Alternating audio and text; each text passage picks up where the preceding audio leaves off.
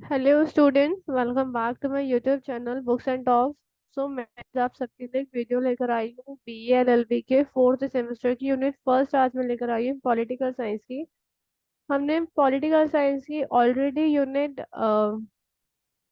Second और unit fourth जो है वो ऑलरेडी यूट्यूब पर डली हुई है, बट यूनिट फर्स्ट थर्ड और फिफ्थ नहीं है। ठीक है, तो आज मैं यूनिट फर्स्ट लेकर आई हूँ बी एल एल बी के फोर्थ सेमेस्टर की। ठीक है, तो आज हम इंडियन पॉलिटिकल सिस्टम, उसके साथ साथ जो पॉलिटिकल एंड जो कॉन्स्टिट्यूशनल डेवलपमेंट हुई है इंडिया में, वो आज हम इस वीडियो में डिस्कस करेंगे। तो आज हम इसके अंदर federalism, nature of federalism, government of India act 1935 और क्रिप्स मिशन, उसके साथ साथ कैबिनेट मिशन और माउंट बेटन प्लान के बारे में आज हम इस वीडियो के अंदर डिस्कस करेंगे। ठीक है, तो इंडियन पॉलिटिकल सिस्टम तो क्या हुआ, 20th सेंचुरी में ये चीज नोटिस करी कि हमारा जो इंडिया है यार, वो डाइवर्स कल्चर है उसके अंदर। ठीक है ना, काफी ज्यादा उसके अंदर लैंग्वेजेस हैं, काफी ज्यादा माइनर्स है इंडिया के अंदर।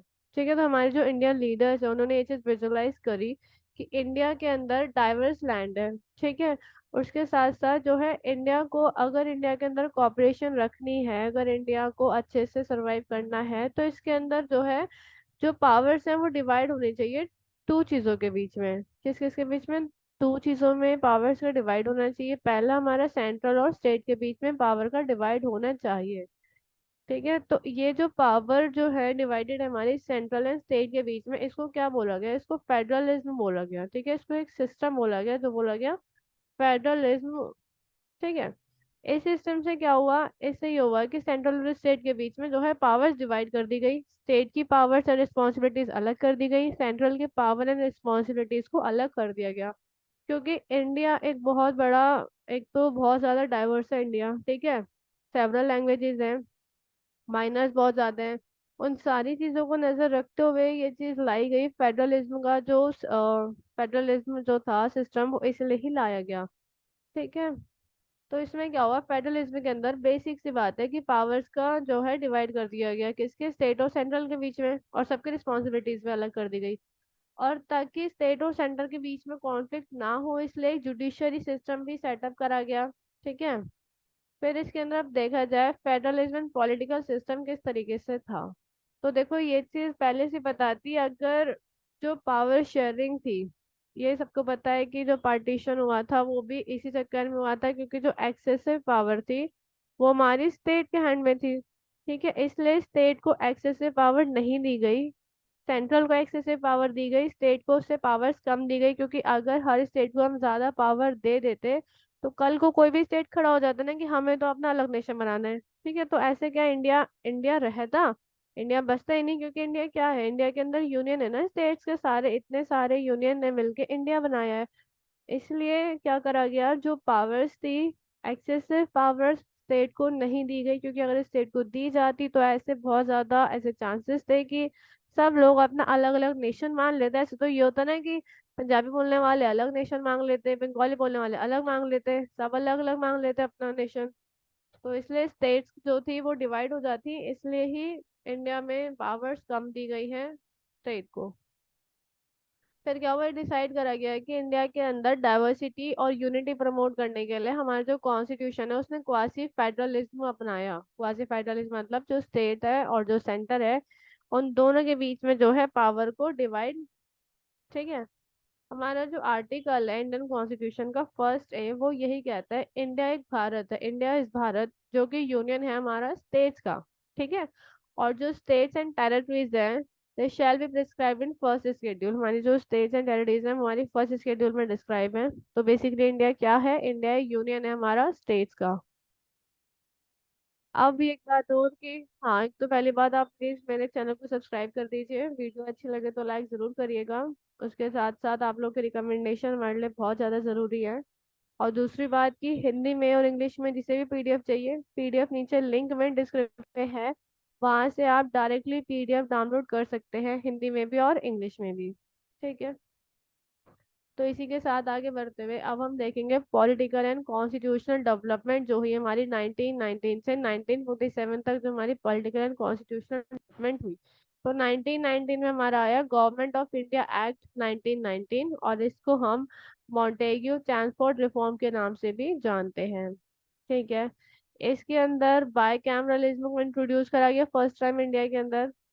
ठीक है। और ये Edwin Montagu plus Lord Chelmsford ने मिलकर बनाया था, इसलिए इसका नाम पड़ा मॉन्टेग्यू चैम्सफोर्ड रिफॉर्म। ठीक है। और बाइकैमरलिज्म के अंदर क्या करा गया, अपर हाउस और लोअर हाउस को बनाया गया। अपर हाउस बनाया गया काउंसिल ऑफ स्टेट के लिए, और लोअर हाउस बनाया गया हमारा लेजिस्लेटिव असेंबली के लिए। तो ये दोनों चीजें स्टैब्लिश करी कौन से एक्ट के तहत, गवर्नमेंट ऑफ इंडिया एक्ट 1919 के तहत। ठीक है। अब क्या हुआ, इसके अंदर 6 मेंबर्स थे, जिसमें से ये था कि 3 जो है इंडियंस होंगे, बट जो इंडियन है वो गवर्नर जनरल नहीं हो सकते।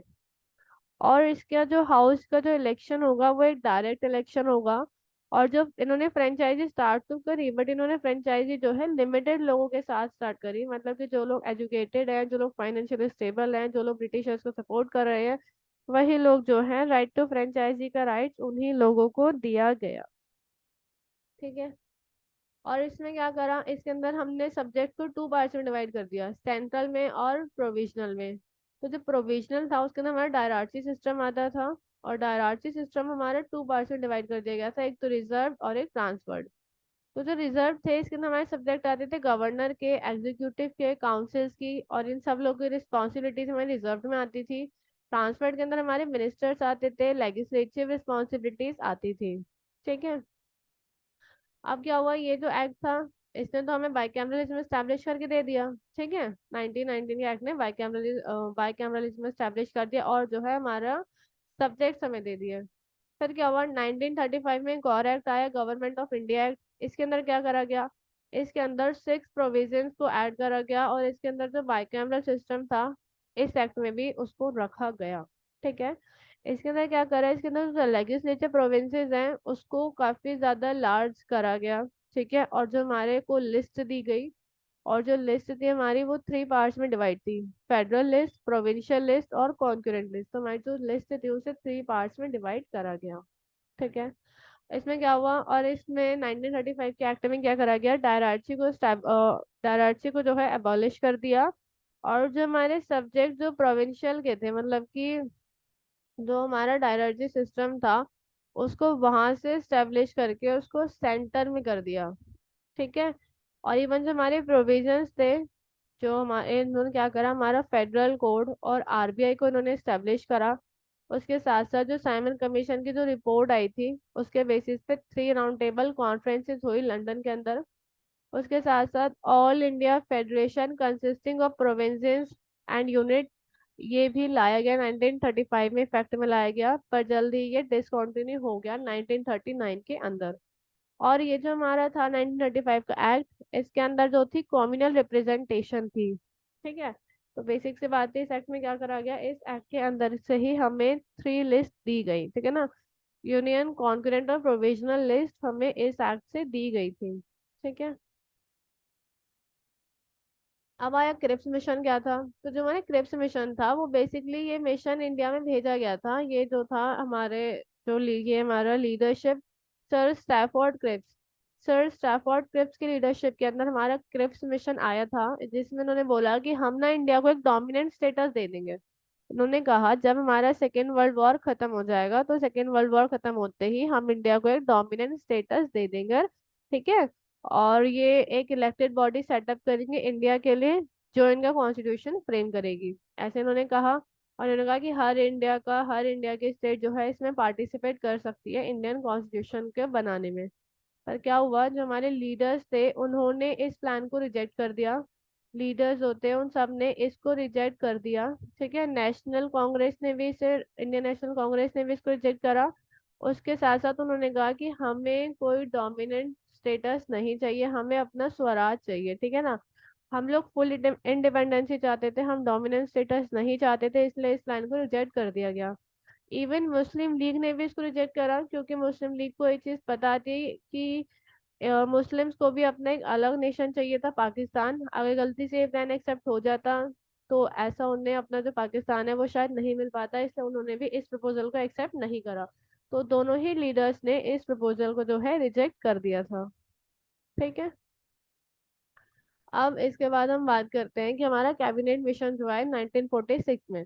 तो जब हमारा सेकेंड वर्ल्ड वॉर एंड हो गया तब हमारा आया कैबिनेट मिशन। ठीक है। इसमें हमारे जो वाइसरॉय थे वो थे क्लेमेंट एटली, हमारे वाइसरॉय थे उस टाइम के, उन्होंने कहा कि हम इंडिया को फ्री कर देंगे। ठीक है, 3 वीक्स के अंदर हम जो है इंडिया को फ्री कर देंगे। उन्होंने कहा जो कॉन्स्टिट्यूंट असेंबली इसमें स्टैब्लिश करी गई इंडिया के अंदर 1389 में।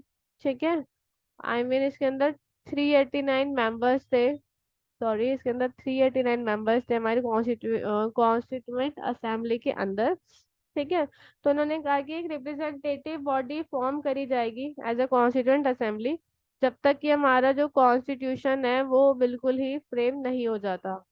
तो कैबिनेट मिशन के अंदर क्या कहा गया, तो कैबिनेट मिशन के अंदर सिंपल सी यही बात कही गई कि हाँ, हम इंडिया को वर्ल्ड वॉर खत्म होने के 3 हफ्ते बाद हम इंडिया को जो है फ्री कर देंगे। और कॉन्स्टिट्यूंट असेंबली के अंदर जो थे 389 मेंबर्स थे। ठीक है, और इसमें कहा गया है कि एक रिप्रेजेंटेटिव बॉडी फॉर्म करी जाए एज अ कॉन्स्टिट्यूंट असेंबली, जब तक कि जो कॉन्स्टिट्यूंट असेंबली है वो पूरी नहीं बन जाती तब तक एज अ डोमिनल लेजिस्लेचर ही मामला चलेगा। ठीक है ना, जब तक कॉन्स्टिट्यूएंट असेंबली पूरी नहीं बन जाती तब तक ये लोग, हमारे जो गवर्नमेंट ऑफ इंडिया एक्ट है 1935, उसी के ऊपर एडमिनिस्टर होगा इंडिया, जब तक कॉन्स्टिट्यूशन बन नहीं जाता।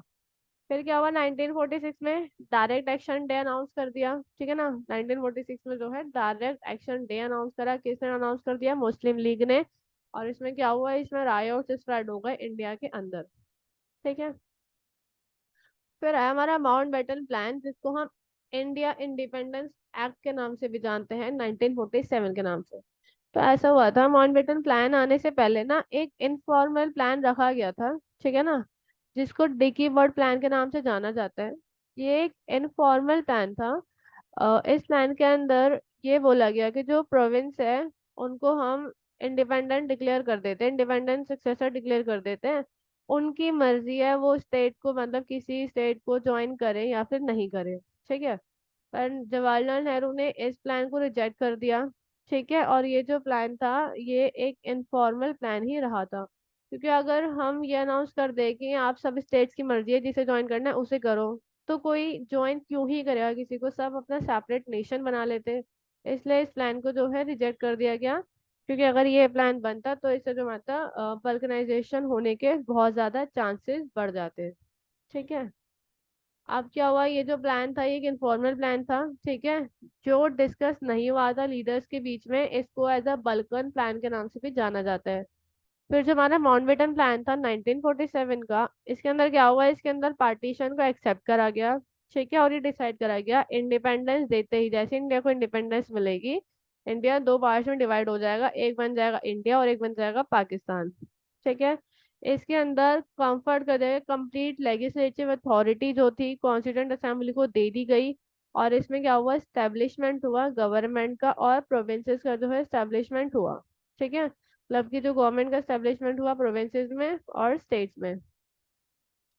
फिर क्या हुआ, जो प्रोविजंस क्या थे, इससे हुआ क्या, तो देखो इससे पहली बात हमारा पार्टीशन हुआ। दूसरा, सेपरेट कॉन्स्टिट्यूंट असेंबली बन गई, इंडिया के अलग हो गई, पाकिस्तान के अलग हो गई। बंगाल और पंजाब का पार्टीशन हो गया। Referendum north west frontier and जो साइलेंट डिस्ट्रिक्ट है असम की, उधर भी वोट कराए गए। NWF new west frontier join कर लिया पाकिस्तान ने, under the leadership of Khan Abdul Zafar Khan की लीडरशिप में, क्योंकि उनकी ज्योग्राफिकल लोकेशन ही उस साइड की थी। पंजाब एंड बंगाल डिवाइड हो गए रिलीजन लाइन पर। उसके साथ साथ जो हमारे गवर्नर जनरल थे वो एज अ कॉन्स्टिट्यूशनल हेड, उन्होंने, उनके पास वो कॉन्स्टिट्यूशनल हेड तो थे, बट उनके पास कोई प्रैक्टिकल पावर नहीं थी। फिर क्या हुआ, 15 अगस्त 1947 को लॉर्ड माउंटबेटन को एज लॉर्ड ऑफ इंडिया बना दिया गया। ठीक है, तो ये था हमारा माउंटबेटन का प्लान। ठीक है, जिसको हम act of independence act of 1947 भी कहते हैं। ठीक है, सो गाइस इसमें इतना ही था, इसमें कुछ ज्यादा कॉन्सेप्ट नहीं थे। ठीक है, बट अगर इसमें से प्रीवियस ईयर में अगर क्वेश्चन आया है तो मेरे हिसाब से वो वही आया है जो कॉन्स्टिट्यूशनल डेवलपमेंट हुई है। ठीक है, और वो कॉन्स्टिट्यूशनल डेवलपमेंट का अगर क्वेश्चन आता है तो इसके अंदर ये जो हमने एक्ट अभी पढ़े हैं एक्ट उसके अंदर आएंगे। ये अगर ये आता है कि जो कॉन्स्टिट्यूशनल डेवलपमेंट हुई है 1990 से 1947 तक के बीच में, तो उसके अंदर government of India act, government of India act 1935, Cripps mission, cabinet mission, ये सारे के सारे ही प्लान उसके अंदर, मतलब ये सारे ही एक्ट उसके अंदर आएंगे। ठीक है, तो बाकी बस इतना ही। बाकी अगर किसी को कोई भी डाउट हो वो अपना डाउट नीचे कमेंट बॉक्स में ड्रॉप कर सकते हैं। Plus don't forget to download the PDF if you want to. You can download it from the description box whether in Hindi और इन इंग्लिश। ठीक है। And thank you so much guys video देखने के लिए। और please don't forget to subscribe my channel. Thank you so much.